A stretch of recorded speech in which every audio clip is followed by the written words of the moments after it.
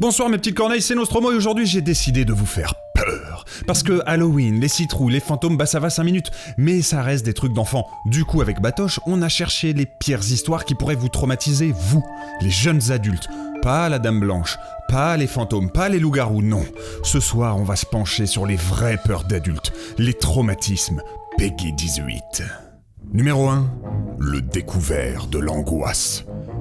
Cette histoire est mon histoire, mais c'est aussi la vôtre. On est le 15 du mois, vous êtes à la caisse de votre supermarché, et là, votre carte ne passe pas. Une sueur coule le long de vos reins, vous êtes assailli de flash, vous allez manger des pâtes pendant 15 jours, vous allez arrêter les sorties avec vos potes, vous allez faire une croix sur le shopping, votre cœur s'emballe, vous êtes à 2 doigts de vous évanouir par chance. Il existe un talisman pour lutter contre cette horreur, je l'ai appelé le compte en banque de Schrödinger, et il fonctionne comme ça. Certains monstres n'existent que si on y croit, que si on les regarde, et c'est pareil pour votre compte en banque. Si vous ne le regardez pas, vous ne saurez jamais si vous êtes à découvert ou non. Le monstre est vaincu. Numéro 2, la carte vitale disparue. Certaines peurs d'adultes ne peuvent malheureusement pas disparaître aussi facilement, et je pense notamment à l'angoisse de la carte vitale disparue. Ce qui est affreux ici, c'est que cette peur ne vient jamais seule. Vous êtes malade, vous n'arrivez pas à vous connecter à votre compte Amélie, vous avez oublié de définir un médecin traitant, et en plus on vous demande de faire une prise de sang. Une seule solution, fuir dans la forêt, et demander conseil à une sorcière pour votre rhume, ce sera toujours moins effrayant que la paperasse administrative. D'ailleurs, en parlant de paperasse, il y a pire. Vous pourriez être en train de chercher un appart. Peut-être une des plus grosses terreurs de l'âge adulte, la recherche d'appart, c'est l'équivalent du fantôme dans le grenier, du monstre dans le placard. C'est une peur sans nom, qui peut vous réveiller la nuit. Vous devez faire votre dossier sans faute, propre, dans une belle chemise en carton coloré.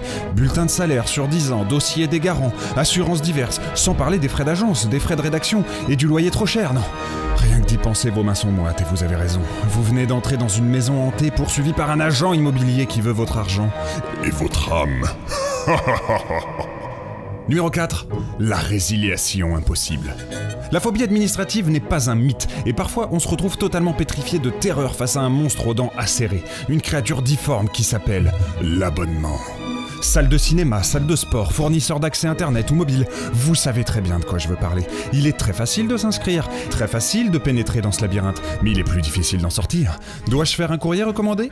Me rendre sur place ? Est-ce que je vais devoir appeler un service client ? Trop de questions, vous devenez fou, et le labyrinthe se resserre sur vous. Après tout, tant pis si vous ne foutez jamais les pieds à la salle de sport, ou si vous payez 3 fois trop cher votre forfait mobile. Si vous enterrez tout ça au cœur du labyrinthe, personne ne le verra, personne ne le saura, et vous non plus. Vous n'en ressortirez jamais. Numéro 5, le coup de fil de l'effroi.